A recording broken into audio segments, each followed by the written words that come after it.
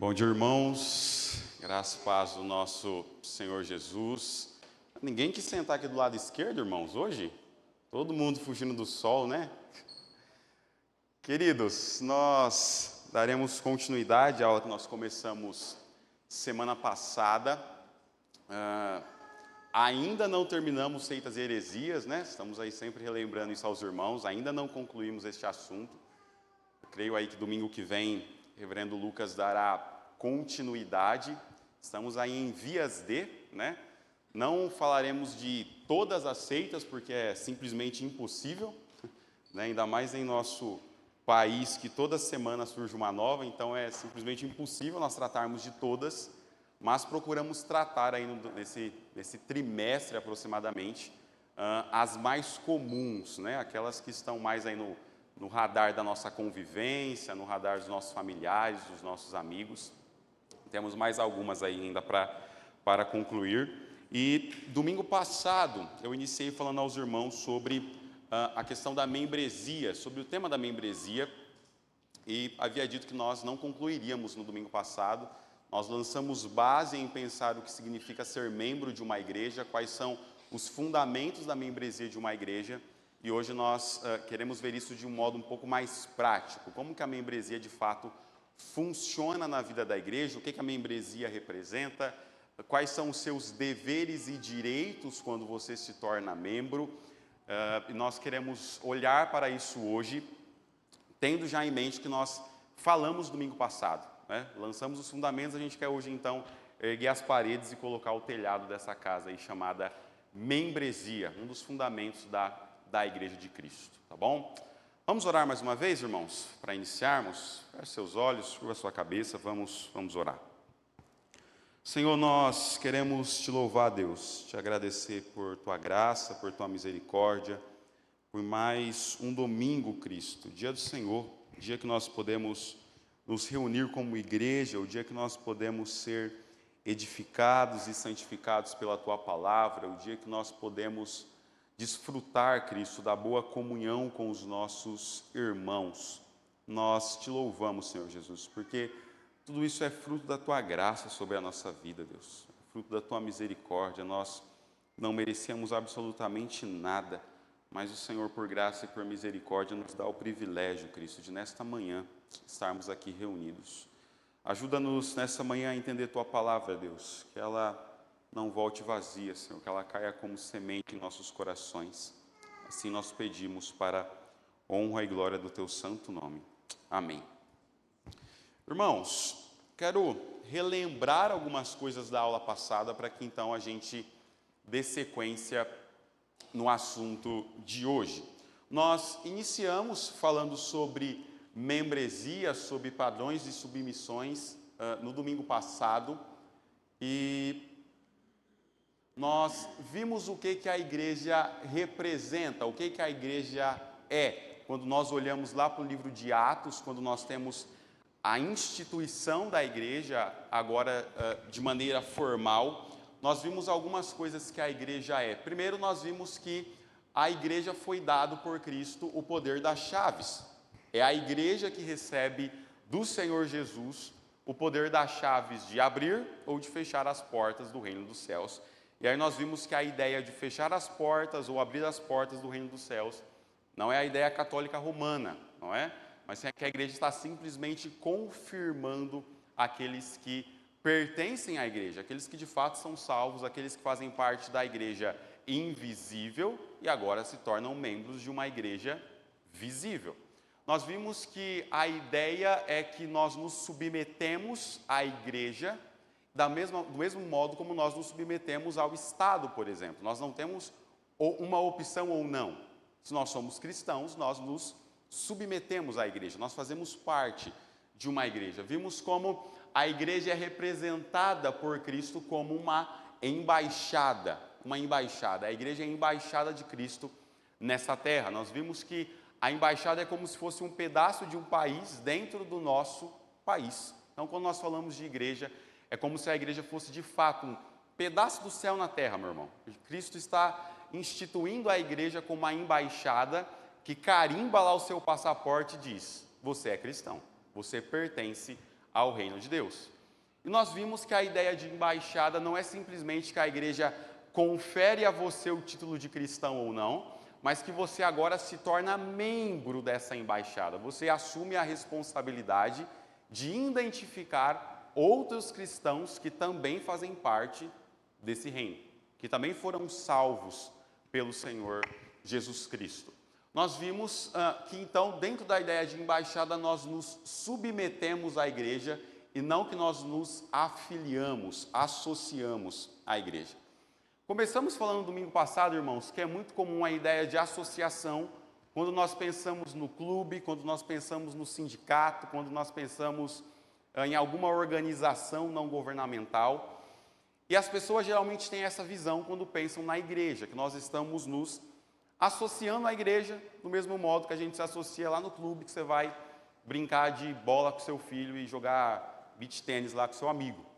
Não é essa a ideia da igreja. Nós não estamos nos associando à igreja, nós estamos nos submetendo à igreja, porque ela já foi instituída por Deus. Deus já deixou o modelo pronto, meu irmão. O estatuto da embaixada, a gente não pode modificar ele. Ele foi dado de uma vez por todas pelo Senhor Jesus. Nós vimos ainda, irmãos, alguns aspectos da membresia quando nós falamos lá no livro de Atos como essa instituição se deu de forma progressiva. Então nós vimos lá em Atos 2, os 120, depois passa para aproximadamente 3.000 na pregação de Pedro, e depois para quase 5.000. A igreja foi crescendo de forma progressiva, e nós vimos como os apóstolos tinham um cuidado de identificar aqueles que de fato faziam parte do reino de Deus. Tanto é que nós vimos que quando o apóstolo Paulo está com cartas para matar cristãos, quando Saulo está com essas cartas, ele sabia exatamente onde os crentes moravam, a casa que os crentes moravam, denotando que os apóstolos tinham um cuidado tão grande com a igreja que eles sabiam qual casa era a casa de crente e qual não era. Os apóstolos conheciam os crentes pelos nomes, eles tinham um cuidado de dizer, entre esta multidão, esses são cristãos, estes outros não. Então, a ideia era que os cristãos eram identificados no livro de Atos dos Apóstolos. Nós vimos também a definição formal do que é uma igreja, um ajuntamento de cristãos que se reúnem para glorificar a Deus, cumprir os seus propósitos, cumprir os seus mandamentos. Vimos isso lá a partir da ideia do pastor Jonathan Leeman. E também vimos algumas metáforas que a Bíblia usa para descrever a igreja, como corpo, como noiva, como rebanho. São algumas metáforas que as Escrituras estão usando, e nenhuma delas é colocada de forma ocasional nas Escrituras. Nenhuma delas foi colocada lá porque o apóstolo Paulo, o apóstolo Pedro achou que a palavra era bonita. A gente vai representar a igreja como se fosse uma noiva porque sim. Não, tem um significado do porquê isso está sendo colocado nas Escrituras, e é justamente para mostrar a nós de forma visual como a igreja é representada como noiva de Cristo, como corpo de Cristo, como rebanho de Cristo, como instituição que pertence a Ele. Tudo isso aí nós vimos aula passada, meu irmão. Se você não estava aí domingo passado, vê lá no YouTube da nossa igreja, nós lançamos base para a nossa aula de hoje. E queremos continuar pensando, irmãos, um pouco naquilo que a membresia é.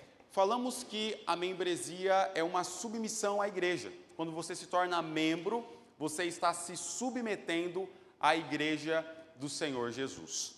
Veja, meu irmão, como estas questões são importantes quando nós pensamos a ideia de igreja e os modelos ou padrões que nós usamos para dizer quem entra, quem não entra, quem faz parte e quem não faz parte da igreja de Cristo.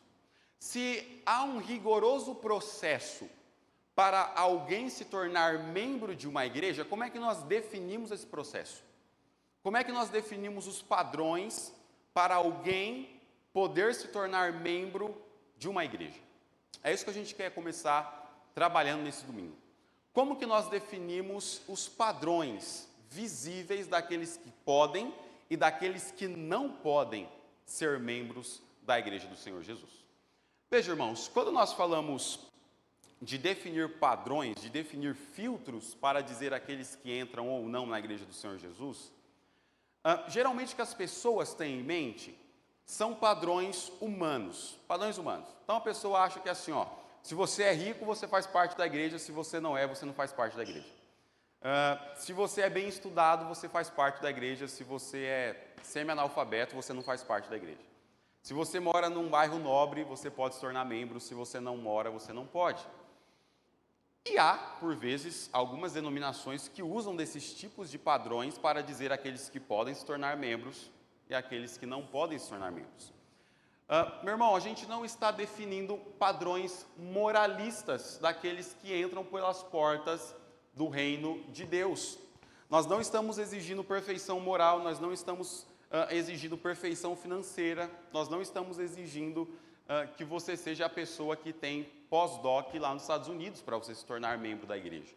Esses padrões são meramente moralistas e humanos. Não é com isso que nós trabalhamos.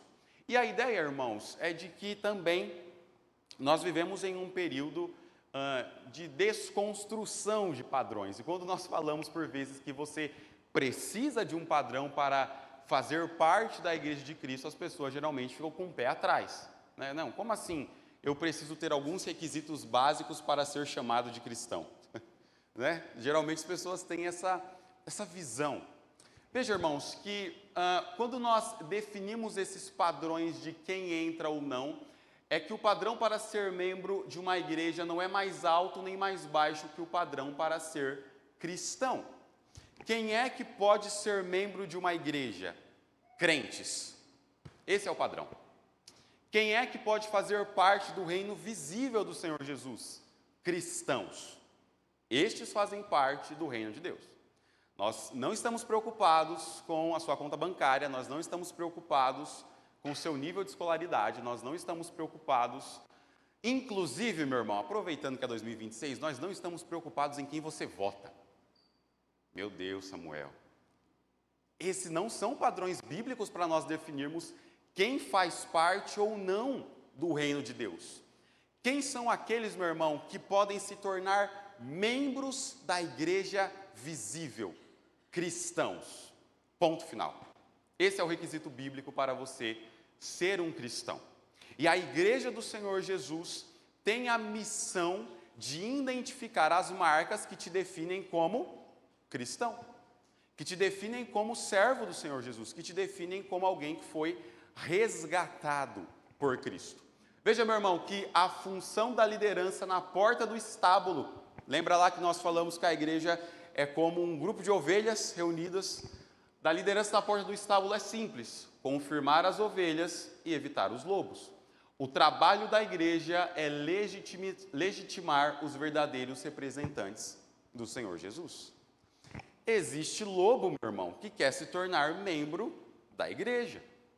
E a função, quando nós definimos padrões para se tornar membro, é justamente evitar, meu irmão, que o lobo viva no meio das ovelhas. É evitar que aqueles que se dizem cristãos, mas não são, vivam no meio do corpo da igreja de Cristo.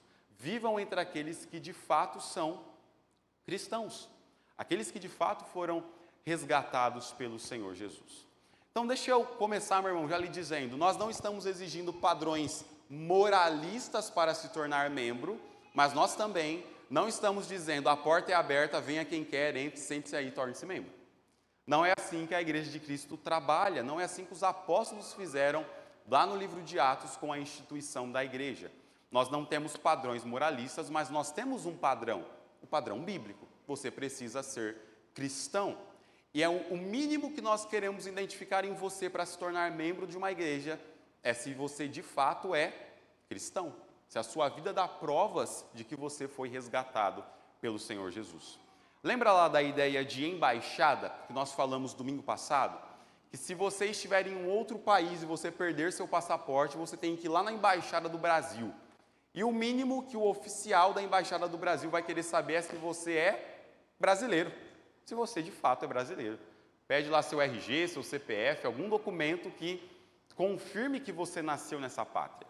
O que a Igreja de Cristo está fazendo, meu irmão, ao definir padrões e ao definir um processo rigoroso para você se tornar membro, é querer saber se você de fato é cristão, se você pertence à embaixada do reino de Deus, se você dá provas disso. E ao dar provas, então, você pode se tornar membro dessa embaixada. Veja, meus irmãos, como esses requisitos são essenciais. Se ser cristão é esse requisito macro, quando nós pensamos na vida de membresia e na vida de igreja, quais são, então, os requisitos que devem ser vistos na sua vida para que você minimamente expresse o seu desejo de ser membro de uma igreja? Essa tríade aqui, ó, queridos: fé, arrependimento e batismo. A membresia começa quando a igreja local avalia e confirma o cristão através de 3 marcas fundamentais: fé, arrependimento e batismo. Por que isso aqui é importante, meu irmão? Por que é necessário nós olharmos para isso aqui? Requisitos, meu irmão, pré-requisitos para você ser algo, é comum na nossa vida. Veja, qual é o pré-requisito para você ser advogado? Bacharel em Direito, aprovado no exame da ordem. Os pré-requisitos para você ser advogado. Quando nós estamos olhando para a ideia de membresia, nós acabamos de falar que são membros aqueles que são cristãos. A questão, meu irmão, é que muitos se dizem cristãos sem o serem. Como é que nós conseguimos, então, identificar aqueles que de fato fazem parte? Como é que você consegue identificar que o seu Jesus não é o mesmo Jesus dos Mormons? Como é que você consegue identificar que o seu Jesus não é o Jesus dos Testemunhas de Jeová, que nós tratamos aqui na escola dominical? Nós precisamos de alguns requisitos, por isso que fé, arrependimento e batismo englobam um aspecto maior de confirmação da sua profissão de fé. Você declara quem Jesus Cristo é, você declara o que você crê, você declara aquilo que você entende das Escrituras e através da sua vida você confirma essa profissão de fé. Você confirma aquilo que você acredita, aquilo que você crê. Vê, irmãos, por que a fé é importante quando nós falamos deste requisito para se tornar membro de uma igreja ou para ser avaliado como um cristão? Nós, queridos, quando pensamos em fé, na sua declaração de quem Cristo é, a gente não quer saber se você consegue, meu irmão, dizer quem é Jesus da mesma forma que o Bavinck. A gente não tá procurando que você explique quem é Jesus da mesma forma que o R6 Pro. Não é essa a ideia. Nós não estamos em busca de teólogos profissionais quando nós perguntamos a você o que você acredita sobre Jesus, o que você acredita sobre a fé, o que você crê sobre o Evangelho de Cristo. Não é que você dê uma resposta tecnicista, uma resposta teológica, mas é que você minimamente saiba expressar aquilo que você crê. Quem é Jesus para você, meu irmão? O que é o Evangelho para você? O que a salvação representa na sua vida? O que você acha que mudou na sua vida antes de Cristo e depois de Cristo? O que a sua vida representa hoje em termos formais de cristianismo?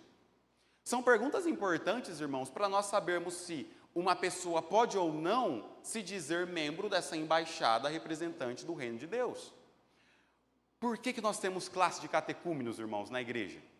Para que a pessoa, antes de se tornar membro, saiba minimamente dizer aquilo que ela crê, aquilo que ela acredita, aquilo que ela pode olhar e dizer assim: a respeito de Jesus, eu creio nisto, nisto, nisto e nisto. Veja, o Senhor Jesus questiona os próprios apóstolos sobre o que eles criam a respeito de Jesus. Jesus está olhando uma multidão e os apóstolos se aproximam e dizem assim: uns dizem que você é Elias, outros dizem que você é Moisés. Jesus então diz: e vocês? Quem vocês dizem que eu sou? Jesus pergunta para os apóstolos. Uns dizem que eu sou Elias, outros dizem que eu sou Moisés. Mas vocês, apóstolos, quem eu sou para vocês? Pedro se aproxima e diz: tu és o Cristo, Filho do Deus vivo. Pedro está declarando quem Jesus é para ele. Quem Jesus é para ele. Meu irmão, a ideia de Jesus hoje e desde o primeiro século é uma ideia que por vezes é distorcida na cabeça de muitos crentes. Para alguns, Jesus não é filho de Deus. Para alguns, Jesus é um ser criado e não ad eterno. Para alguns, Jesus é igual ao Pai, mas não tão igual assim, o seu poder é um pouco diminuto. Para alguns, Jesus é um segundo Deus dentro da Trindade.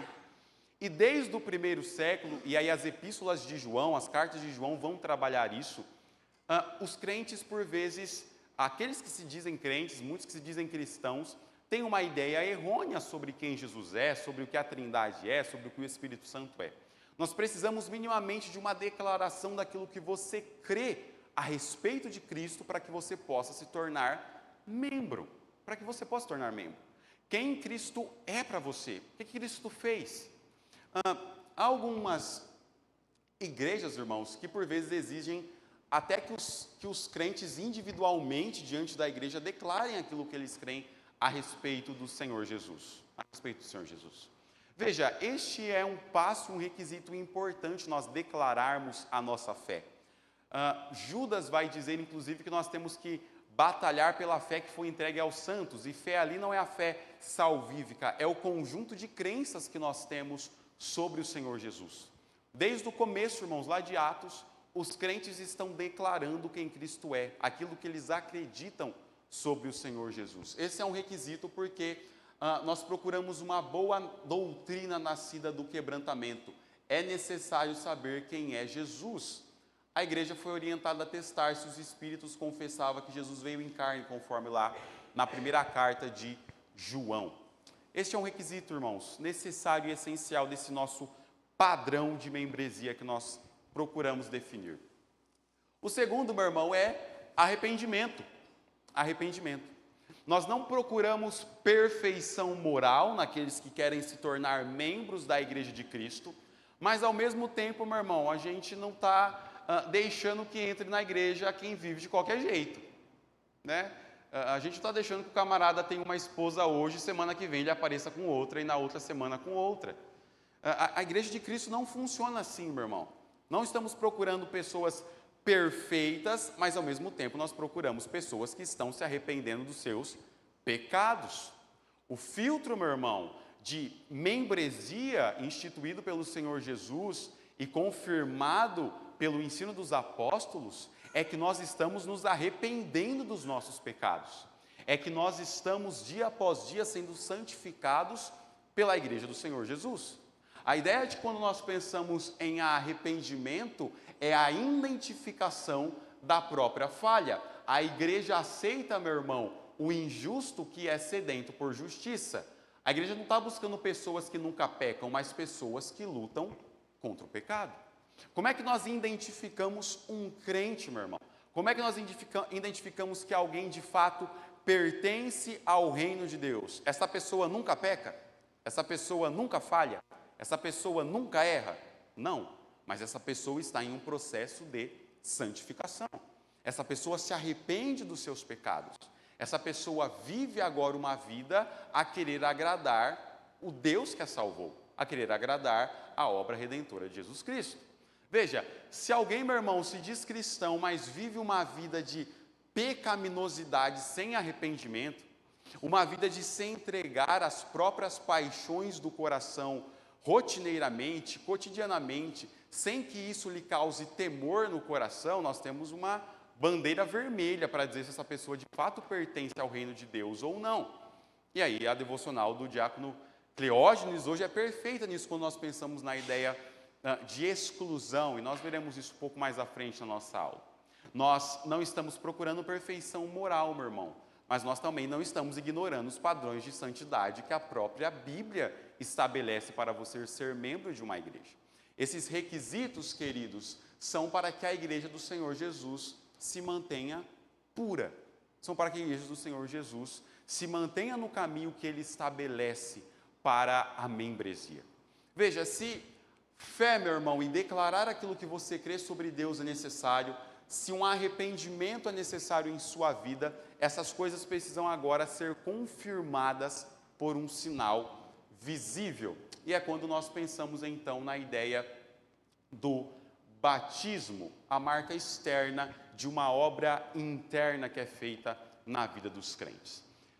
Novamente, meu irmão, algo que você já sabe de cor e salteado. Nós, quando falamos do batismo, não estamos dizendo que ele é uma marca da sua salvação, de que você é salvo de que você é batizado para ser salvo.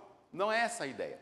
Mas a ideia é de que se você faz parte da igreja visível do Senhor Jesus, e se você foi salvo por ele, você quer se identificar com o povo de Deus.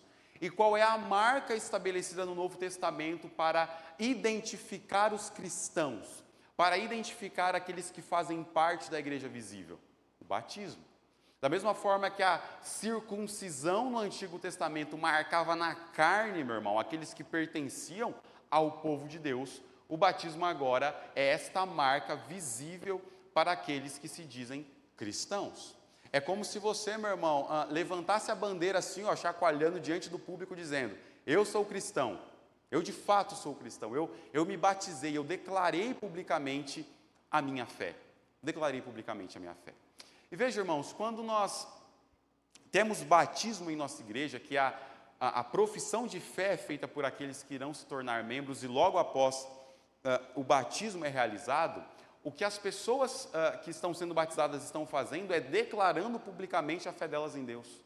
É a igreja de Cristo olhando e dizendo: ali tem alguém que está declarando sua fé no Senhor Jesus, que está dizendo que é um cristão, que está dizendo que ama a Deus, e agora este está recebendo o sinal visível de que ele de fato é cristão. De que ele de fato é cristão. E esse, irmãos, é um dos pré-requisitos que no livro de Atos é muito confirmado. Os cristãos que iam sendo adicionados à igreja, todos eles iam sendo batizados. Todos iam sendo batizados. No discurso de Pedro, inclusive, vai dizer que Pedro vai batizando aqueles que Cristo vai adicionando à igreja. De que as pessoas ouviam do evangelho e logo os apóstolos tratavam de batizá-las. Quando nós temos a ideia lá do carcereiro, da família de Lídia, todos eram sendo salvos e os apóstolos rapidamente os batizavam. E por que os batizavam? Era para identificar que estes agora de fato pertenciam ao reino de Deus. Irmãos, aqui é um ponto interessante de nós pensarmos. Deveria ser, queridos, ou deve ser curioso para nós o fato de crentes que se recusam a se batizar. Nós podemos dizer que estes não são salvos? Não podemos dizer. A gente não consegue olhar para o coração, ou olhar para aquilo que Cristo fez, em saber se uma pessoa é ou não salva. Mas, meu irmão, é curioso que alguém se diga membro da igreja de Cristo, se diga cristão, se diga pertencer a este reino e se recuse a receber a marca visível de que ele de fato faz parte deste reino. Veja, irmãos, marcas para confirmar que nós pertencemos a algo é comum na nossa vida. Qual é a marca, meu irmão, que você trabalha lá na sua empresa? O que você recebeu lá na sua carteira de trabalho? Um registro. Alguém foi lá, colocou qual é seu cargo, qual é seu salário, o endereço da empresa. Isso é uma marca que você de fato pertence àquela empresa, de que você de fato trabalha lá, de que você de fato faz parte de lá. Quando você nasce, meu irmão, existe uma marca para dizer que seus pais são seus pais, certidão de nascimento. Está dizendo lá, você nasceu no dia tal, em hora tal, no hospital tal, você é neto de ciclano e de fulano, seus pais são estes. Existem marcas na nossa vida confirmando onde nós nos encaixamos, onde nós pertencemos, quem nós somos. E deveria, irmão, ser curioso para nós o fato de crentes que se recusam a receber o sinal que confirme que eles são crentes, que confirmem que eles são salvos pelo Senhor Jesus. Veja, meu irmão, o batismo não salva, mas é a forma como o cidadão acena a sua bandeira. E como nós falamos, o primeiro passo na vida cristã no Novo Testamento foi o batismo, porque ele é a identificação pública com Cristo e com o seu povo. Nós devemos, irmãos, olhar com atenção aqueles que se recusam a se batizar. A ideia, meu irmão, não é que você tenha pressa para isso, não é que você aceitou a Cristo ontem e hoje você se batize. Mas a ideia é de que isso não deve ser algo prolongado e postergado na sua vida. Se você se diz cristão, você precisa se identificar com o povo de Deus, você precisa ser marcado de fato com o símbolo do Novo Testamento que agora representa que você faz parte da igreja visível do Senhor Jesus. Veja, meus irmãos, como estas coisas nos levam à ideia que nós tratamos na aula passada, de que os cristãos não estão se associando à igreja, os cristãos estão se submetendo a ela. Os cristãos se submetem à igreja. E submissão hoje, meu irmão, ou palavra difícil de nós tratarmos, ainda mais hoje. Por quê? Porque se submeter, meu irmão, é literalmente dizer que você vai estar debaixo de uma autoridade, que você vai estar debaixo de uma liderança, você se submete, você está abaixo de algo instituído por Deus. E eu entendo, irmãos, e realmente entendo muitos cristãos que por vezes têm aversão à palavra submissão. Aversão. Por vezes cristãos que vieram de lugares que havia uma liderança abusiva, por vezes lugares que a vida das pessoas era controlada em cada aspecto delas pela liderança da igreja ou pela igreja, e crentes que por vezes têm pavor da palavra submissão, têm pavor da palavra de se submeter à igreja de Cristo.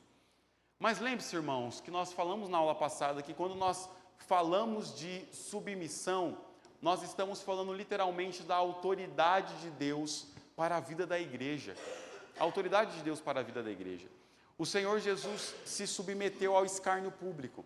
O Senhor Jesus se submeteu a uma vida humana, a uma vida de intempéries, a uma vida de sofrimento.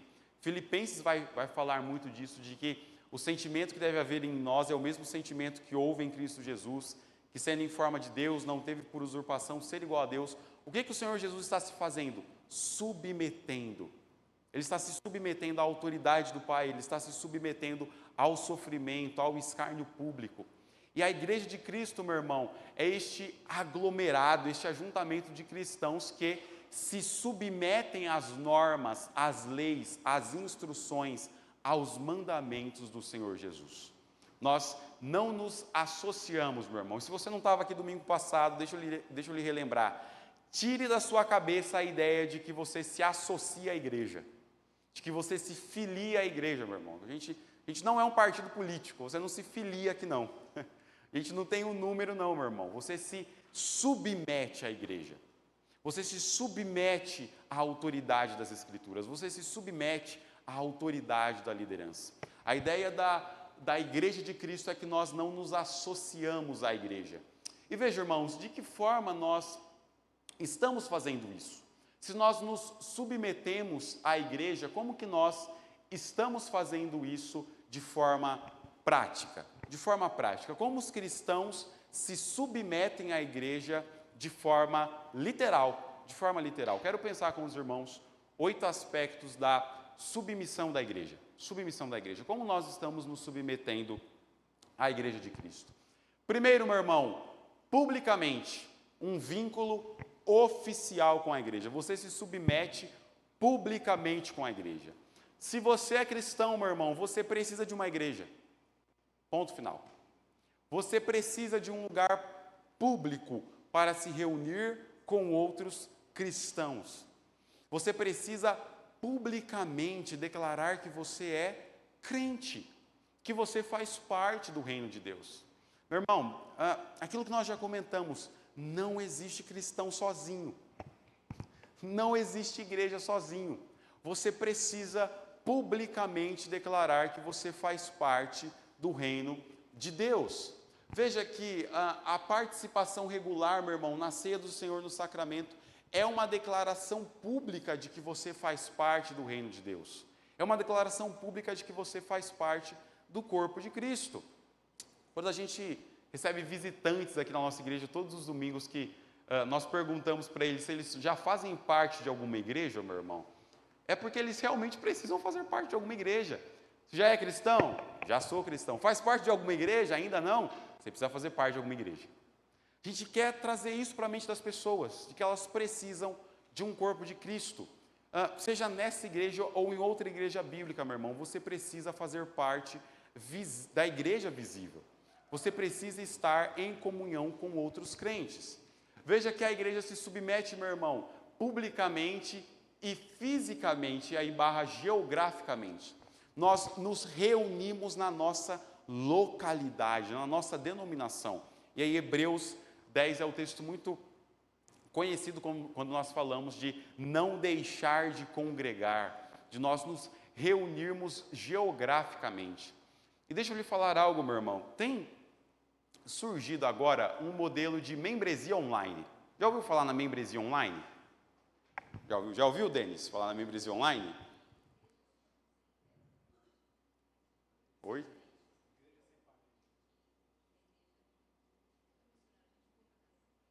Sim. Igreja sem paredes, meu irmão. A ideia da membresia online é de que você pode ser membro de uma igreja lá na Coreia do Sul. De que você pode ser membro de uma igreja, meu irmão, lá no Nordeste, sem fazer parte fisicamente dessa igreja. Sem fazer parte fisicamente dessa igreja. Há uns 2 anos atrás, eu vi um pastor publicando isso na internet.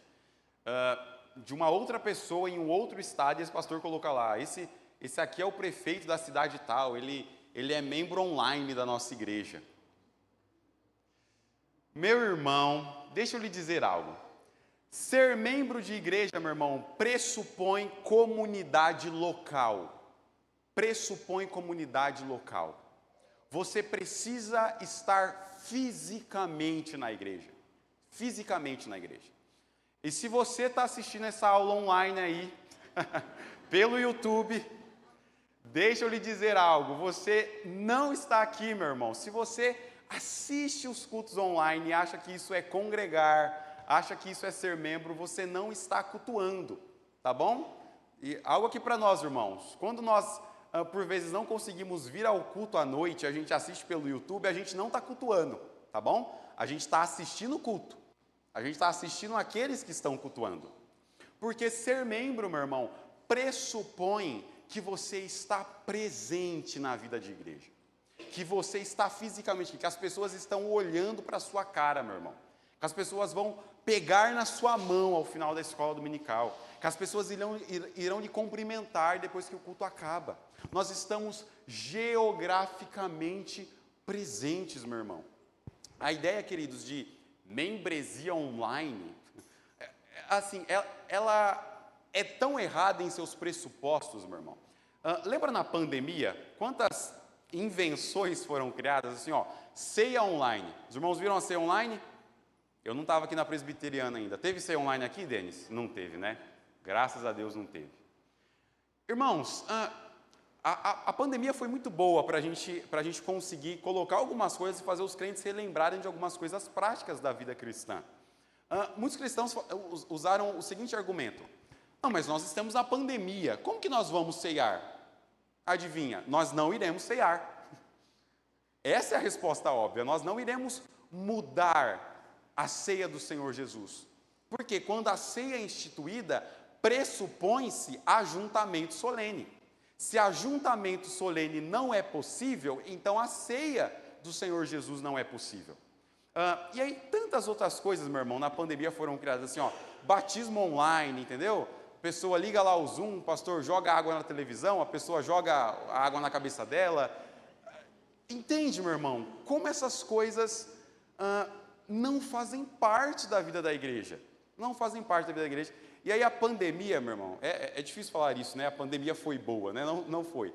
Mas se houve algum aspecto benéfico para a vida da igreja na pandemia, foi a gente relembrar alguns princípios básicos, de que os sacramentos do Senhor Jesus, de que o culto, de que a instituição da comunhão pressupõe que você está presente fisicamente. Você está presente na igreja do Senhor Jesus. Olha como ainda, irmãos, nós nos submetemos socialmente à igreja. Nós nos submetemos socialmente à igreja. Vai lá, reverendo. O pastor está aqui hoje, irmãos, por isso que eu estou mais contido. Ele está aqui,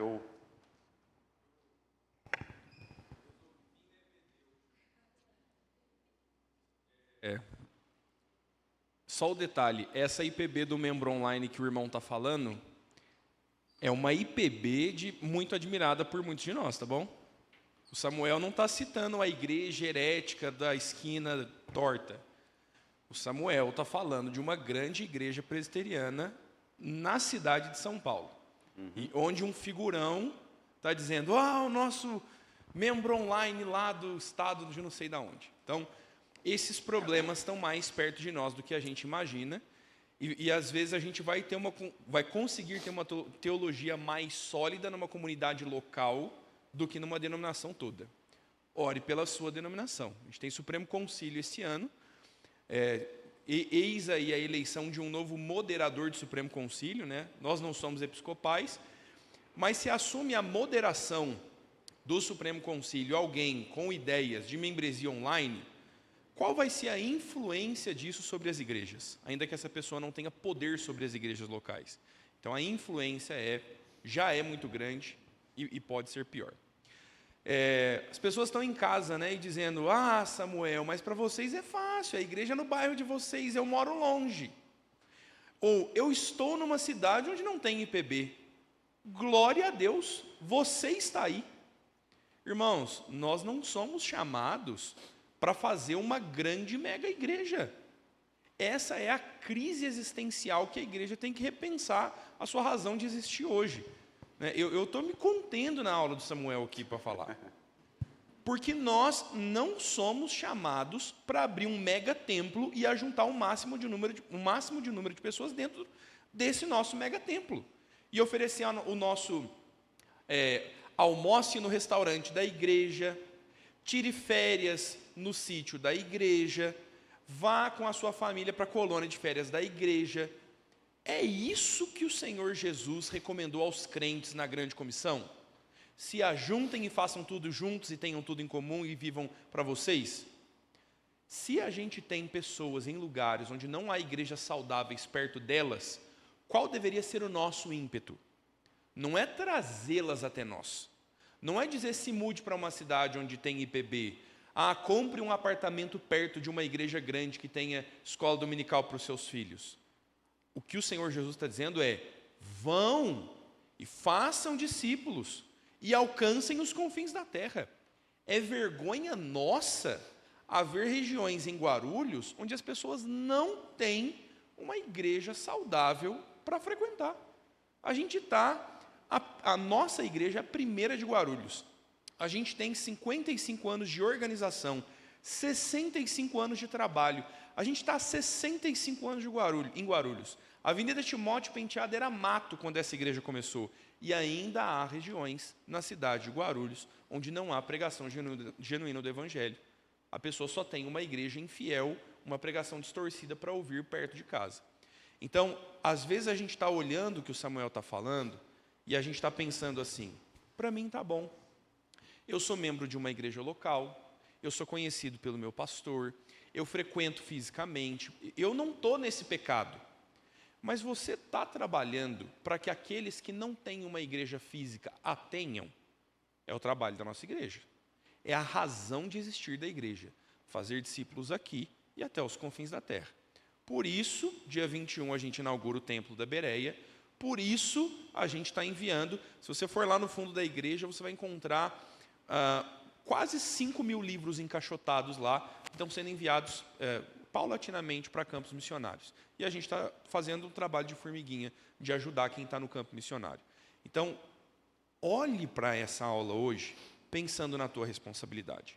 Porque às vezes você já é membro, você é comungante da ceia, você está fisicamente, você está socialmente, você está afetivamente. E como você está zelando por aqueles que não estão? Então, a gente tem que aplicar isso à nossa vida. Deixa eu pegar um gancho aqui do que... Só um minuto, deixa eu só pegar um gancho aqui do que o pastor falou, já lhe passo a palavra. Olha aqui, irmãos, proximidade que facilita a hospitalidade e ajuda cotidiana, quando nós pensamos na ideia de uma membresia local e geograficamente possível. Deixa eu lhe dar um exemplo.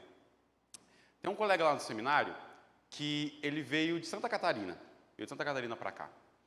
E ele estava comentando conosco lá na sala como a região sul do nosso país é uma região onde praticamente não há igrejas reformadas. Se você for no Rio Grande do Sul, meu irmão, Santa Catarina, Paraná, é uma região que praticamente igrejas pentecostais, neopentecostais e o espiritismo domina. Ele contou que há cidades, e isso foi feito pela Comissão Executiva do Supremo Concílio, esse levantamento. Existem cidades com 300 mil, 500 mil, 200 mil pessoas na região sul do nosso país que não tem uma igreja presbiteriana. Não tem uma igreja presbiteriana. E ele comentou que na cidade que ele morava, que o enviou para cá, um grupo de irmãos que começou a se identificar com a fé reformada, começou a procurar uma igreja. E a igreja mais próxima era assim, a 60 quilômetros, a 70 quilômetros. O que esses irmãos fizeram? Foram até uma cidade que tinha uma IPB estabelecida e pediram uma plantação de uma IPB na cidade deles. Em torno de 2 anos, irmãos, aquela igreja já estava com 40 pessoas que precisavam de uma igreja local e não tinham. Esses irmãos começaram a se reunir em casa, começaram a estudar em casa, vinha um pastor dessa cidade para dar atos pastorais. Em torno de 2 anos, a igreja começou a se organizar, fizeram um mutirão, ergueram a igreja. Mas por quê? E é aquilo que o reverendo Lucas comentou. A ideia é que estes irmãos estavam querendo se envolver fisicamente na membresia da igreja. Era uma cidade grande, sem uma denominação, a maioria de muitos jovens que agora haviam, vamos assim dizer, descoberto a fé reformada e não tinham uma igreja para ir. Estes se ajuntaram e pediram uma plantação de uma igreja na cidade que eles faziam parte. Veja, irmãos, a nossa igreja começa desse jeito. A plantadora da primeira igreja foi a igreja de Tucuruvi. A igreja de Tucuruvi. Os irmãos que aqui em Guarulhos moravam e que precisavam de uma igreja foram até lá solicitar que esta igreja fosse plantada, que essa igreja nascesse. Então a ideia, irmãos, é que nós nos reunimos como cristãos não apenas para que a nossa igreja absorva todos os bairros de Guarulhos. Os irmãos que moram lá no Pimentas vêm para cá, os irmãos que moram lá no Santos Dumont vêm para cá, os irmãos que moram lá na Ponte Grande vêm para cá. A ideia é de que nós tenhamos uma igreja lá no Santos Dumont, a ideia é que nós tenhamos uma igreja no Pimentas, a ideia é que nós tenhamos uma igreja lá em Ponte Grande. A ideia é de que fisicamente, geograficamente, a igreja cresça, meu irmão, no sentido de plantar outras igrejas, e não no sentido simplesmente da gente ir aumentando o nosso templo para fazer caber todo mundo aqui dentro. Não é essa a ideia. Então, vai lá, querido. Bom dia. Acho que eu vou causar um pouco aqui, pastor. O pastor já está aqui do meu lado, qualquer coisa, ele me chama a atenção e fala, depois a gente conversa, tá bom, pastor? Mas eu vejo alguns pontos, principalmente nessa parte de questão online ou de distância, que, para mim, eu acho muito delicado discutir. Justamente porque você tocou justamente nos pontos que é os que eu falo, é difícil. Eu tenho um missionário. O missionário vai para longe. O missionário vai ficar 5 anos no campo. Ele deixa de ser membro da igreja porque ele vai ficar 5 anos sem comungar na igreja? Para mim, isso não faz sentido. Eu entendo que quando você é membro da igreja, a partir do momento que você deixa... A gente não deixa o pecado porque a gente não vira santo quando vira cristão. Mas a gente busca deixar o pecado e, ao mesmo tempo, a gente aprende e a gente passa a ter algumas vontades cristãs que o pecador não tem. E eu entendo que comungar na igreja acaba sendo uma delas. Você querer buscar a comunhão da igreja é algo que você vai querer. Mas, infelizmente, tem pessoas que não conseguem, que você comentou, por questão de distância, e algumas pessoas, que nem um missionário, que está longe. Eu não entendo que essas pessoas têm que deixar de ser membros por causa disso. Eu acho que isso a gente acaba criando uma regra que eu enxergo que isso não existe. Na Bíblia, essa regra que, olha, é o seguinte: se você está longe, se você não consegue vir para a igreja, você não é membro. Você não pode ser um membro longe da igreja. Eu não enxergo isso como sendo uma regra. Eu enxergo que, assim como tantas outras coisas, um cristão, ele vai querer buscar isso. Mas ele vai querer buscar isso porque isso vai ser uma transformação. Não que isso vai ser uma linha de corte para ele. Até porque, aí agora eu vou entrar num ponto complicado, que é, se eu começar a colocar essas limitações físicas para o membro, eu seria obrigado a colocar essa limitação física para outras regras da igreja. Eu não posso colocar, não, ó, aqui eu vou aplicar essa regra, mas em outros pontos não. Porque a Bíblia fala que os membros eles precisam estar presentes, mas nós estamos falando de uma tecnologia que não existe no passado sobre estar online. Agora, algo que nós aceitamos fácil na igreja é o dízimo via Pix. Eu estou fazendo um dízimo online. A Bíblia não permite um dízimo online. E por que isso a gente aceita e outras coisas não? Aonde que está? O online é permitido para aqui, mas não é permitido lá. Isso, para mim, eu tenho muita dificuldade em aceitar, às vezes, quando as pessoas falam, não existe, eu não tenho como ser membro longe da igreja. Aí eu queria o pastor comentasse agora, porque eu sei, eu causei. Desculpa. Vai lá, reverendo. Fala aí que depois eu Rapaz, concluo. quando eu era seminarista, a melhor coisa era o dia que o pastor Itamar estava na aula. Não, é minha bênção. Rapaz, dúvida quando aí, eu ó, vi o reverendo pastor Lucas, irmão, Itamar não é pra mim a sentado, eu pergunta, falava, não. ufa.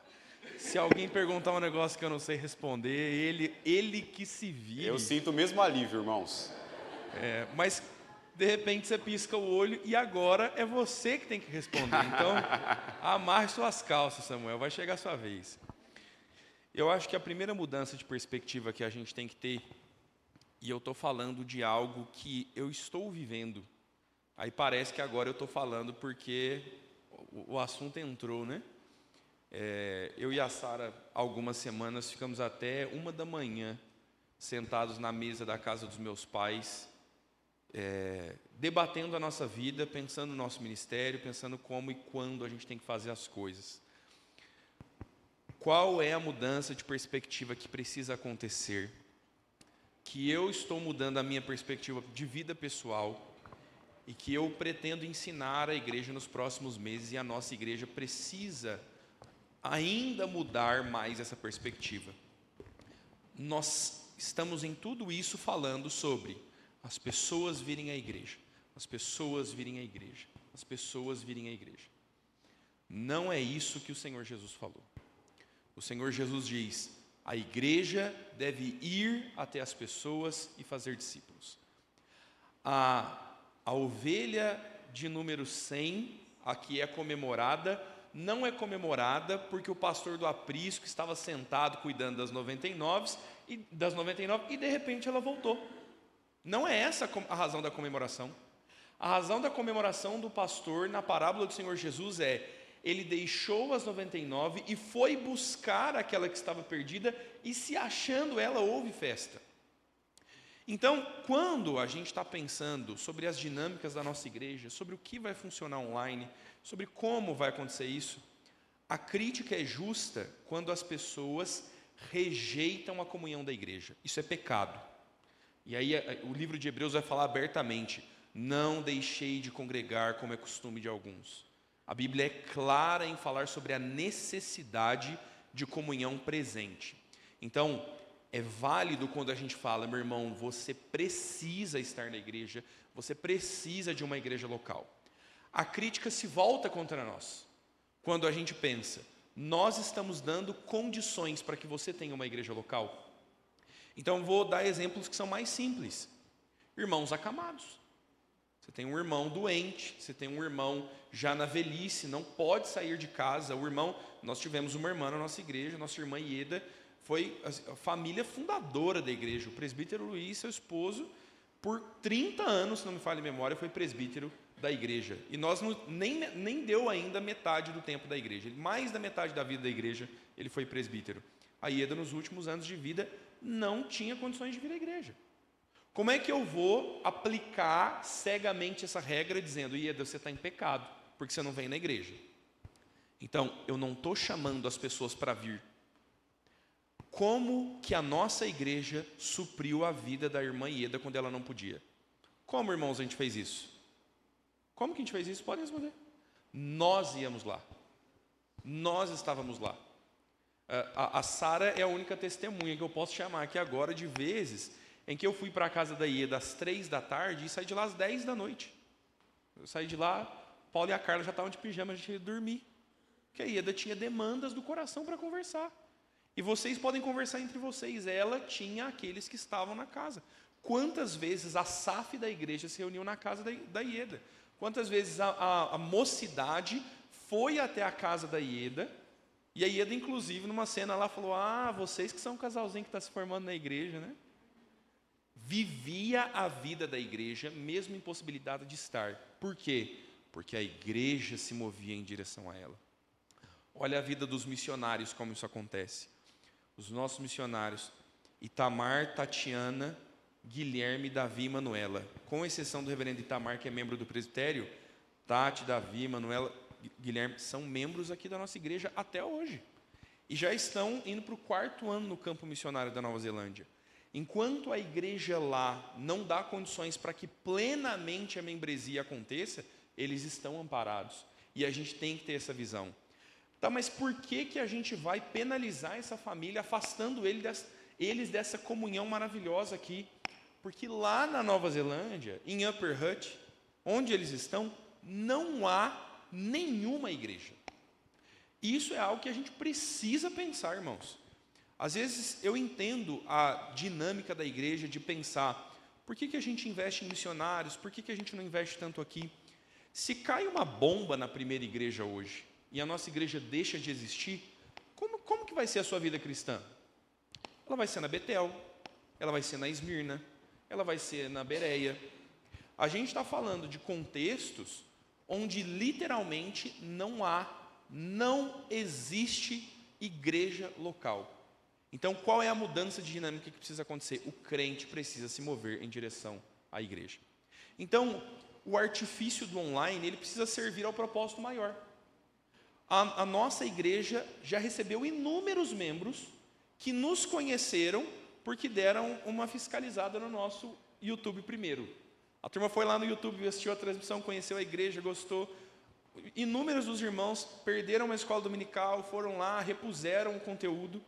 Temos grupos nos lares durante a semana. A comunhão não dá para trocar por nada, a comunhão do grupo dos lares. Mas e quando é de força maior sair de casa? Quando não há possibilidade? Quarta-feira a gente tem grupo dos lares online. É possível manter uma membresia online? É impossível. É possível que a vida online supra necessidades pontuais da vida da igreja? Isso é possível. Agora, o que não dá para fazer é a igreja se acomodar e dizendo, a gente está aqui, por que vocês não vêm? O nome disso é infidelidade. Não foi isso que Jesus mandou a gente fazer. E aí você precisa repensar a tua vida cristã.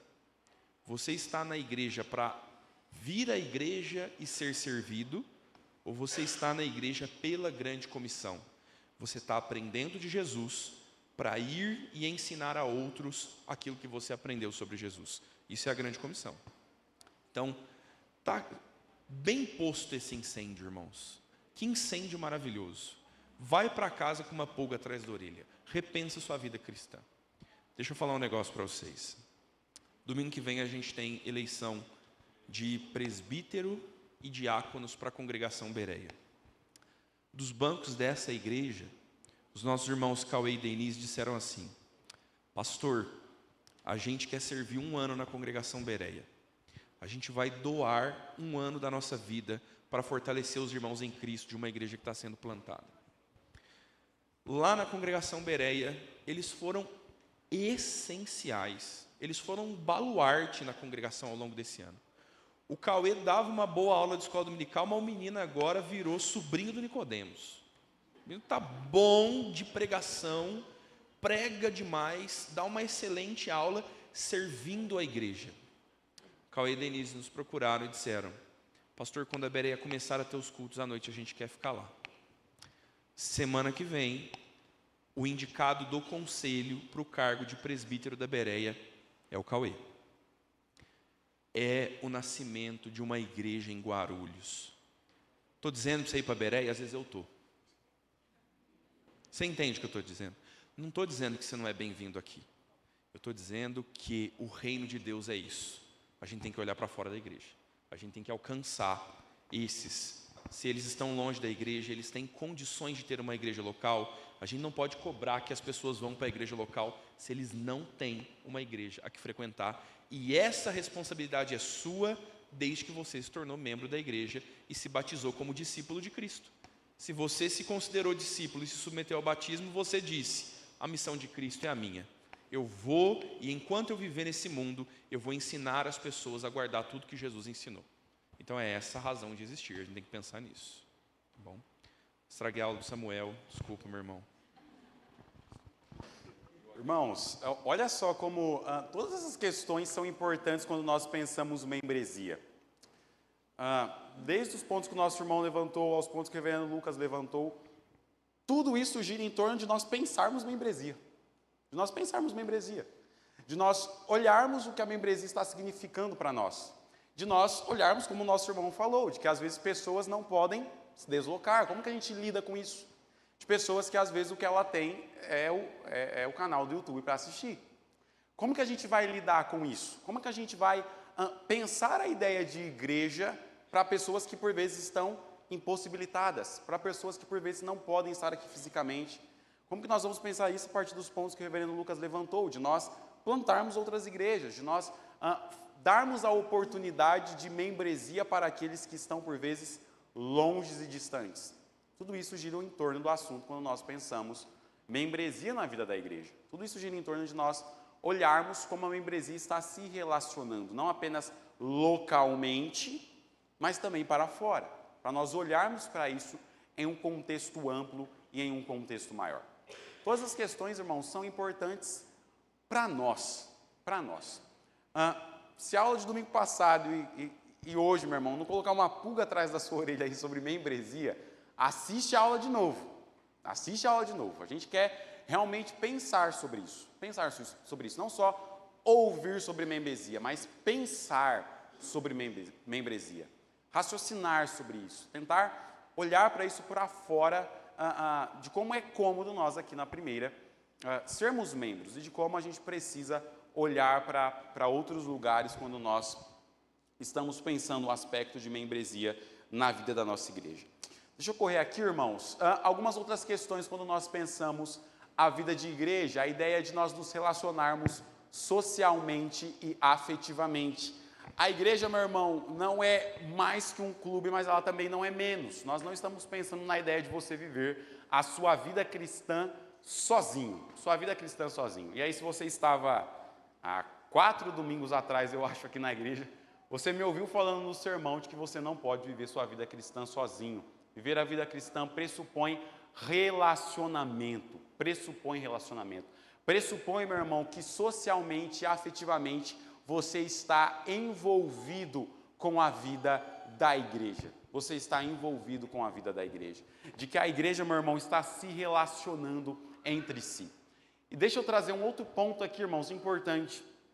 Quando nós falamos de nos relacionarmos como igreja, eu não estou dizendo para os adolescentes se relacionarem só com os adolescentes. Eu não estou dizendo para os jovens se relacionarem só com os jovens, CASAF se relacionar só com a CASAF. Estou falando, meu querido adolescente, de você conversar com o irmão da terceira idade da tua igreja. Estou falando de você, jovem da UMP, passar um tempo com o teu presbítero. Essa é a ideia de relacionamento, meu irmão. Não é para você simplesmente andar com o teu grupinho da igreja. Apesar de que estes surgem de forma orgânica dentro da instituição. Mas é de você se relacionar, meu irmão, por vezes com o outro grupinho que você acha que não tem nada a ver com você. Sabe assim? Ninguém acha que o adolescente vai querer falar assim, nossa, hoje eu vou passar um tempo aqui conversando 3 horas com a irmã Maria Helena. A gente não pensa nisso. Mas a ideia de se relacionar socialmente, afetivamente é essa, meu irmão.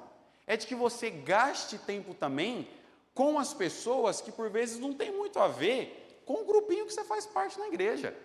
Com as pessoas que você acha que não tem muito a acrescentar ali na sua roda de amizades. Entendeu, irmãos? Eu vejo um grupinho assim de adolescente meio junto, eu chego para espalhar. Vai falar com outro, vai falar com outro. Para de falar entre vocês, vocês já falam muito entre vocês.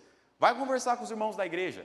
Vai andar com outras pessoas, vai tomar conselho com irmãos mais velhos, vai se aconselhar, viver a vida cristã com outros crentes, não só com o seu pequeno grupinho, seu pequeno clã dentro da igreja.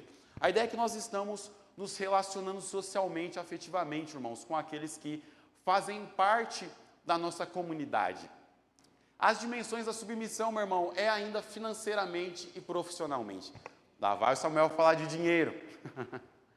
Veja, irmãos, ser membro de uma igreja pressupõe o sustento financeiro desta também.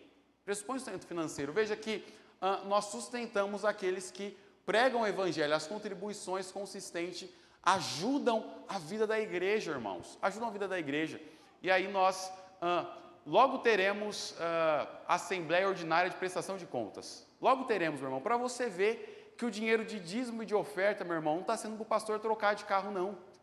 De que a maior parte do orçamento da nossa igreja vai para o campo missionário, vai para os missionários da nossa igreja, de que nós, com dízimos e ofertas, estamos sustentando, meu irmão, o reino de Deus, e não simplesmente pessoas pontuais que fazem parte da nossa instituição. Nós nos relacionamos, meu irmão, nos submetemos à igreja profissionalmente. A ideia de profissionalmente aqui é com os nossos dons e talentos. Veja, o exemplo que o reverendo Lucas deu do nosso irmão Cauê e da nossa irmã Denise é perfeito, queridos. Os dons deles estavam servindo a uma congregação necessitada, a uma congregação que precisava de professor, que precisava de alguém com as crianças, que precisava de pregação fiel, junto com o reverendo Rodrigo. E os nossos irmãos, com seus dons e talentos, estão servindo a igreja de Cristo. E deixa eu reverberar algo, meu irmão, lá daquele fatídico sermão. Você se converte para servir a igreja. Você não se converte simplesmente para receber coisas. Você precisa dar algo para a igreja, meu irmão. Você faz parte da videira. Você contribui para o avanço do reino com seus dons e com seus talentos. Você não pode simplesmente receber da igreja. Eu venho para a igreja, consumo sermão, consumo aula de EBD, consumo aconselhamento, consumo discipulado e não estou disposto a fazer nada para que o reino de Deus avance. Você precisa estar disposto a isso, meu irmão. Você precisa estar disposto a aconselhar outros crentes. Você precisa estar disposto a discipular outros crentes. Você precisa estar disposto a visitar outros crentes. Sua vida de fé precisa dar algo para os seus irmãos da sua comunidade. Você não pode só receber na vida de igreja. Você precisa dar algo para aqueles que também fazem parte da mesma igreja que você, com seus dons e com seus talentos, irmãos. E este é um assunto, queridos, que às vezes quando a gente fala de dons e talentos na igreja, os crentes acham que dons e talentos é pregar. Dons e talentos é pregação. Se eu não prego, eu não tenho dons e talentos. Meu irmão, eu não canto. Se eu cantar aqui, os irmãos não voltam domingo que vem. Mas tem irmãos que fazem isso, e estes servem à igreja. Você já ouviu o Julião cantando? Que bonito. Eu não consigo fazer o que ele faz, meu irmão. Nós precisamos, o corpo de Cristo é diverso, não diverso só em pessoas, é diverso nos dons que Cristo deu à sua igreja. A pergunta é, meu irmão, o que você está fazendo com o talento que Deus te deu? O que você está fazendo com o dom que Deus distribuiu para o seu povo? Como você está servindo a igreja naquilo que você pode fazer, naquilo que você tem o dom para fazer, naquilo que você consegue fazer? Veja, irmãos, por vezes é o seu dom que vai edificar a vida de outra igreja. Talvez o reverendo Lucas não conseguirá tratar tão bem o coração de outro irmão como você. Talvez o seu conselho será muito mais preciso por você talvez já ter atravessado uma situação que outros irmãos não atravessaram, não enfrentaram. Você precisa, meu irmão, dar algo para a vida de igreja, contribuir com seus dons e talentos para o crescimento do reino de Deus. Veja que essas questões, queridos, estão envolvidas quando nós pensamos de se submeter eticamente e espiritualmente, nós exercermos os nossos dons para o bem comum, nós buscarmos instruções e conselhos na igreja. Meu irmão, tem crentes que assim, ele se aconselha com 30 ímpios primeiro, antes de procurar conselho com algum irmão da igreja. Ele ouve todo mundo do trabalho, está com um problema no casamento, ele pergunta para o patrão que é divorciado 3 vezes, está com problema de criação de filhos, ele pergunta para o colega de trabalho que os filhos não são exemplo, ele se aconselha com todo mundo antes de buscar na comunidade dele conselhos para a vida prática e piedosa dele. Ele ouve, ele encharca a mente e o coração com conselhos de todo mundo, menos com os conselhos dos irmãos da igreja. O povo de Deus é o último lugar que muitos crentes buscam instrução para a vida. Meu irmão, aqui é o primeiro lugar que você tem que buscar instrução para a sua vida. Você está com dificuldade no seu casamento, com os seus filhos, no trabalho, descobriu uma doença, meu irmão, não sei, qualquer situação da tua vida, é no povo de Deus, é entre a tua comunidade, meu irmão, que você precisa ser instruído biblicamente. É entre os teus irmãos na fé que você precisa ser edificado. Que você precisa ser edificado. Está com problema no casamento? O que o ímpio vai falar para você, meu irmão? Divorcia. Qual que é o conselho básico do ímpio para problema de casamento? Abandona. Vá ser feliz. Siga teu coração, né? O conselho básico, siga teu coração. Meu irmão, você não vai ouvir isso aqui. Se você ouvir, não considera. Porque é aqui no povo de Deus, meu irmão, que a instrução bíblica será dada para você. Nós estamos nos ademoestando mutuamente, queridos. Nós estamos abertos a ser corrigidos em amor e restaurar os nossos irmãos na vida de igreja, na vida de comunidade, na vida do povo de Deus. Tudo isso são prospectos de quando nós pensamos na vida de membresia. E este é o paradoxo, irmãos, que a igreja não é perfeita. É a ideia ali, ó, nós nos submetemos à feiura da igreja, meu irmão. Nós não estamos falando de pessoas perfeitas, estamos falando de pessoas pecadoras, que têm algo em comum conosco, a nossa salvação, e por isso nós nos submetemos à liderança bíblica e espiritual da igreja de Cristo. Nós nos submetemos uns aos outros. Lembre-se, meu irmão, se submeter à igreja não é se submeter simplesmente à liderança da igreja. Eu estou, meu irmão, submisso ao presbítero Lucas, e o presbítero Lucas está submisso a mim como corpo de Cristo. Como corpo de Cristo. Eu estou submisso ao Evandro, e o Evandro está submisso a mim como corpo de Cristo. A igreja está submetida uns aos outros. Nós estamos nos aconselhando, nós estamos nos ademoestando, nós estamos nos cuidando. O paradoxo, queridos, é que nós nos submetemos à imperfeição da igreja. Cristo não morre por uma igreja perfeita, não, meu irmão. Se a igreja fosse perfeita, Cristo não precisaria ter morrido por ela. Cristo morre por uma igreja imperfeita. Nós lidamos com os nossos pecados de forma a exercer a nossa comunhão. E o que acontece, meu irmão, quando aqueles que se dizem membros, e lembre-se lá da ideia de membresia, de nós termos o nosso passaporte carimbado, de que nós fazemos parte da embaixada de Deus. Qual é, meu irmão, a ferramenta dada pelo Senhor Jesus para a igreja dizer assim: este aqui se dizia um cristão, mas ele demonstrou não ser um cristão. Esse aqui disse que era um verdadeiro crente, mas a sua vida tem dado provas de que ele não é um verdadeiro crente, que ele não é um verdadeiro cristão. Disciplina eclesiástica, meu irmão. E aí leia lá na sua casa depois, Mateus capítulo 18. Mateus capítulo 18. Do mesmo modo que nós temos padrões para aqueles que querem se tornar membros, nós temos também ferramentas, meu irmão, para aqueles que falaram que eram cristãos, mas que com sua vida não deram provas de que de fato eram cristãos, daqueles que de fato estão envergonhando o reino de Cristo. A retirada formal, meu irmão, significa fechar as portas da comunhão e da mesa do Senhor Jesus, daqueles que agora vivem de forma contrária ao Evangelho. E aí lembre-se da devocional de hoje do Cleógenes. A quem a ceia do Senhor, quem são excluídos da ceia do Senhor? Aqueles que vivem de forma ignorante e aqueles que vivem de forma escandalosa. Aqueles que vivem de forma escandalosa. Aqueles que vivem, meus irmãos, em seus pecados sem se arrependerem, envergonhando o Evangelho de Cristo, envergonhando o corpo de Cristo, estes agora são disciplinados. E o objetivo da disciplina, irmãos, nós já tratamos isso aqui em outras escolas dominicais, longas aulas tratando sobre disciplina eclesiástica na igreja. Não é simplesmente de punição, mas é de restauração.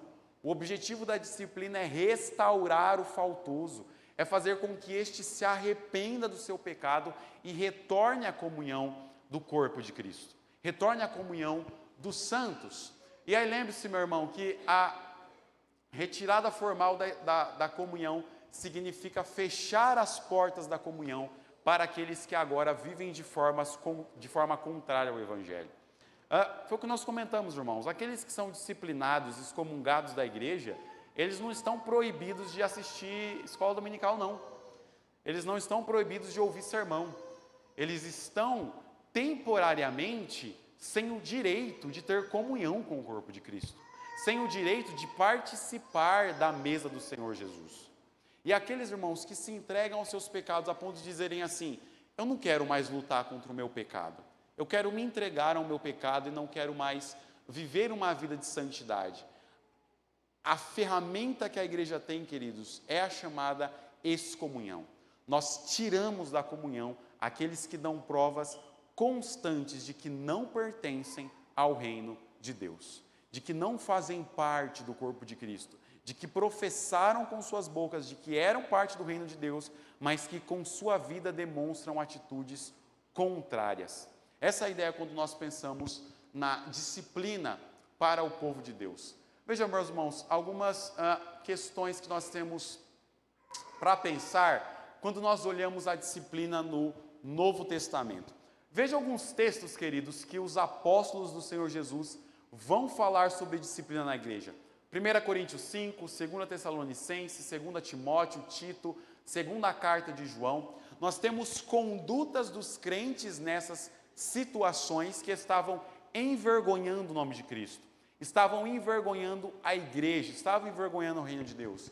Então nós temos na igreja de Corinto questão contra a imoralidade, a idolatria, em 2 Tessalonicenses, ociosidade, desobediência, hipocrisia e falta de caráter, divisão e facção, falsa doutrina sobre Cristo, diversas situações pecaminosas que os apóstolos precisaram tratar na igreja de Cristo. Veja como é a ação recomendada pelos apóstolos em relação a estes que agora, com a sua vida, demonstram uma atitude contrária do que professaram com a sua boca. Não se associar nem comer junto, afastar-se e não se misturar, afastar-se deles, evitar após 2 advertências, não receber em casa nem saudar. Veja, nós temos 5 livros da Bíblia diferentes tratando sobre pecados na igreja e todos eles expõem um cerne comum, todos eles expõem um ensino comum. A ideia desses textos, queridos, não é de que nós simplesmente abandonamos os faltosos. Não é que nós expulsamos os faltosos da igreja e nós falamos para ele: nunca mais você passa aqui em frente à Rua Celso. Não é essa a ideia. A ideia é de que o faltoso, meu irmão, a ideia é de que o crente disciplinado, o crente que é excomungado da igreja, ele perde o direito de ter comunhão com os outros crentes. Ele perde o direito, meu irmão, de comer na sua mesa. Ele perde o direito de estar vivendo vida de comunhão com você. A ideia não é que ele não pode vir à igreja, ele pode. Mas enquanto ele não abandonar o seu pecado, ele não pode se dizer um cristão verdadeiro. E veja, irmãos, quando eu estou falando de abandonar pecado, eu não estou dizendo que crentes que estão lutando contra o seu pecado. Não é essa a ideia. A ideia é de crentes que já abandonaram a luta contra o pecado. De crentes que agora já não querem mais lutar contra os seus pecados e se entregaram a eles. A ideia dos apóstolos é de que a igreja de Cristo não pode permitir comunhão formal do corpo de Cristo com aqueles que agora se entregaram aos desvaneios do seu coração. Nós vivemos um relacionamento de mudança, irmãos, com aqueles que de fato não pertencem ao corpo e ao reino de Cristo. E esse é um ponto interessante, irmãos. Deixa eu só fazer um adendo aqui quando nós falamos da disciplina na igreja. Muitos cristãos têm a ideia, irmãos, de que o nosso relacionamento com aqueles que foram excomungados do corpo de Cristo não deve mudar. Muitos crentes têm essa ideia. A ideia de que nós devemos manter o mesmo tipo de relacionamento e o mesmo tipo de comunhão com aqueles que estão envergonhando o evangelho do Senhor Jesus Cristo. Irmãos, esta não é a ideia bíblica. Esta não é a ideia bíblica. Quando nós olhamos para a recomendação dos apóstolos, a ideia é de que o nosso relacionamento com aqueles que foram excomungados do corpo de Cristo, o nosso relacionamento muda. O nosso relacionamento muda. Nós não tratamos aqueles que são excomungados, irmãos, como cristãos, enquanto estes não se arrependerem de seus pecados. Porque estes estão envergonhando o nome de Cristo. Estes estão envergonhando a santidade da igreja. Estes agora estão trazendo vergonha para o evangelho do Senhor Jesus. Então, meu irmão, a ideia de que nós não mudamos os nossos relacionamentos com aqueles que têm envergonhado o nome de Cristo é estranha à igreja primitiva. É estranha à doutrina dos apóstolos. O nosso relacionamento muda sim. O nosso relacionamento muda, porque aqueles que não se arrependem dos seus pecados não podem, por meio da sua vida, dignificar o nome de Cristo, através daquilo que eles professaram. Veja que a disciplina da igreja, queridos, não é dada simplesmente como algo banal, mas é algo para confirmar aqueles que fazem parte do corpo de Cristo. Um último aspecto, irmãos, para nós pensarmos membresia e já caminhando para o final da nossa aula, é nós pensarmos se a membresia é igual em todos os lugares, se a membresia é igual em todos os cantos, se a membresia é igual aqui, se ela é igual em São Paulo, se ela é igual em Minas, se ela é igual lá na Ásia, onde os nossos missionários estão. A ideia é nós pensarmos se em todos os aspectos a membresia deve ser a mesma. E a resposta, meu irmão, é sim e não. Sim e não. A membresia é a mesma em todos os lugares? Sim. A membresia é a mesma em todos os lugares? Não. A membresia é a mesma em todos os lugares no sentido de que as ferramentas e o contexto da igreja são os mesmos, são os membros. A igreja aqui em Guarulhos, a igreja em São Paulo, a igreja no interior do estado, tem as mesmas ferramentas conferidas pelo Senhor Jesus e estão em um mesmo contexto. Tem as mesmas ferramentas de o poder das chaves, de abrir as portas do reino de Deus, tem a mesma ferramenta de disciplinar os faltosos, estão em um mesmo contexto de operar em território inimigo, operado temporariamente pelo príncipe desse mundo. Nós, como uma embaixada de Deus, operamos em um território hostil ao Evangelho, em um território hostil à verdade do Senhor Jesus. Nesse sentido, a igreja é a mesma em todos os lugares. Mas a igreja não é a mesma, meu irmão, em todos os lugares, porque por vezes estruturas e estratégias assumem formatos diferentes. A igreja não é a mesma, meu irmão, lá no interior da Ásia, que está sendo perseguida do mesmo modo que ela é aqui em Guarulhos. Você acha que um cristão que está em um país perseguido, ele está igual você neste momento, dentro de uma igreja, com o microfone na mão, os crentes reunidos e a Bíblia aberta? Não. Nesse sentido, a membresia é diferente. Nesse sentido, por vezes, a reunião dos crentes são diferentes. Então, a igreja é igual porque nós atuamos em um mesmo contexto e nós temos as mesmas ferramentas dadas pelo Senhor Jesus. Mas a igreja é diferente porque nós não atuamos em um mesmo contexto em todos os lugares do mundo. A igreja não está uniformemente, meu irmão, caracterizada em questão cultural e social. Veja, a igreja, meu irmão, lá em uma comunidade pobre do Rio de Janeiro, é a mesma que a igreja lá em Alphaville? Os contextos são diferentes. A membresia é diferente quando nós pensamos nisso.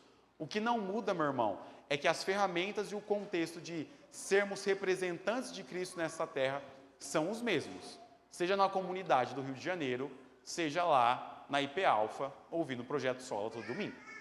Os contextos não mudam nesse sentido. Para encerrarmos, irmãos, deixa eu lhe lembrar de algo para nós arrebatarmos aí tudo que nós pensamos, tanto domingo passado como hoje, nos aspectos da membresia. Nós declaramos nossa fé, irmãos, quando nos submetemos à igreja. Nós nos submetemos a ela em uma disposição para conviver e transformar a vida dos irmãos que fazem parte deste mesmo reino. E aí, nós não somos apenas frequentadores do reino, nós somos representantes oficiais da embaixada de Cristo nessa terra. Esses aspectos, meu irmão, precisam permear a sua vida de membresia. Você não pode ser frequentador da igreja, meu irmão, você precisa ser representante de Cristo, quando nós pensamos na igreja como uma embaixada. Lembre-se, Você entrou na embaixada, meu irmão, e teve seu passaporte carimbado como cristão. E você se tornou membro dessa embaixada. Você representa ela agora na sua vida, na vida da sua igreja local, na vida de outros crentes, na vida de membresia. Isso precisa fazer parte de como você vive a sua vida com outros irmãos, de como você se relaciona com a igreja local. Que Deus nos abençoe, irmãos, que Deus nos ajude a viver uma vida de membresia de fato. Amém? Vamos lá, as nossas crianças. Bom dia.